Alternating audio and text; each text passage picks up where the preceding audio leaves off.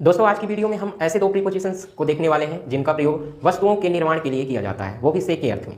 तो कौन कौन से ऐसे प्रीपोजिशन हैं जिनका प्रयोग हम वस्तुओं का निर्माण करने के लिए करते हैं? तो एक हमारा प्रीपोजिशन होता है ऑफ और दूसरा प्रीपोजिशन होता है फ्रॉम। इन दोनों का ही प्रयोग से के अर्थ में वस्तुओं के निर्माण में किया जाता है। जहां ऑफ का प्रयोग वस्तुओं के निर्माण में तब किया जाता है जब कोई एक वस्तु से दूसरी वस्तु में भौतिक परिवर्तन होता है, यानी कि एक वस्तु से दूसरी वस्तु बनाई जाती है तो उसमें भौतिक परिवर्तन होता है, रूप या रंग परिवर्तित होता है, उसका गुण परिवर्तित नहीं होता है, आकार परिवर्तित हो सकता है।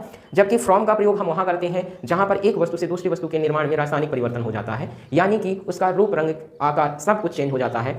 आप दूसरे शब्दों में ये भी कह सकते हैं कि जो ऑफ का प्रयोग होता है हम वहां करते हैं जहां एक वस्तु से दूसरी वस्तु बना ली जाए फिर दूसरी वस्तु से पहली वस्तु में परिवर्तित कर दिया जाए। वहीं फ्रॉम का प्रयोग आप वहां करते हैं जहां एक वस्तु से दूसरी वस्तु तो बना दी जाती है लेकिन वापस दूसरी वस्तु से पहली वस्तु में परिवर्तन नहीं होता है, वहां हम फ्रॉम का प्रयोग करते हैं। या चलिए एग्जांपल्स के माध्यम से हम समझते हैं। यहां हम ऑफ और फ्रॉम को देख रहे हैं जिनसे हम वस्तुओं का निर्माण करते हैं से के अर्थ में। अब जो ऑफ होता है वो भौतिक परिवर्तन के लिए प्रयोग किया जाता है, जब ही हमने आपको अभी बताया कि जहां वस्तुओं में आकार और उसका आयतन परिवर्तित हो सकता है, उसका गुण जो होता है वो परिवर्तित नहीं होता है, वो भौतिक परिवर्तन कहलाता है। आप ये भी समझ सकते हैं कि जो वस्तुएं पहली वस्तु से दूसरी वस्तु बना सकती हैं और दूसरी वस्तु से पुनः पहली वस्तु में परिवर्तित हो सकती है, वहां पे हमें ऑफ का प्रयोग करना है। इस प्रक्रिया को हम उत्क्रमणीय भी कह सकते हैं कि एक वस्तु से दूसरी वस्तु बनती है और दूसरी वस्तु से पहली वस्तु बन जाती है। रिवर्सिबल प्रोसेस जो होती है उसमें हमें ऑफ का प्रयोग करना है।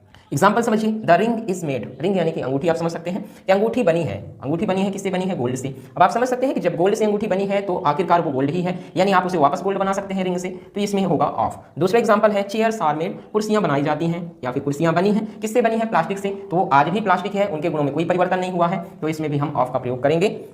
तीसरा example, books are made papers. जो किताबें होती हैं वो पेपर से बनाई जाती हैं और पेपर से किताबें बनी हैं, आखिरकार वो आज भी पेपर ही है, इसलिए इसमें भी ऑफ का ही प्रयोग करेंगे। अब देखते हैं फ्रॉम। तो फ्रॉम जो होता है ये रासायनिक परिवर्तन के लिए होता है, यानी इसमें जो प्रक्रिया होती है वो अनुत्क्रमणीय होती है। इसमें एक वस्तु से जब दूसरी वस्तु का निर्माण हो जाता है तो पुनः आप वापस पहली वस्तु का निर्माण नहीं कर सकते हैं। एग्जाम्पल के माध्यम से समझिए, कर्ड इज मेड। जो दही बनती है वो बनती है दूध से। तो अगर एक बार दही दूध से बन गई है तो आप वापस दही से दूध नहीं बना सकते हैं, एक रासायनिक परिवर्तन है, इसलिए इसमें हम फ्रॉम का प्रयोग करेंगे, तो ये होगा curd is made from milk. वहीं दूसरा example, coal is made. Coal, हम कोयले की बात कर रहे हैं और ये लकड़ी वाले कोयले की बात कर रहे हैं, तो कोल इज मेड वुड।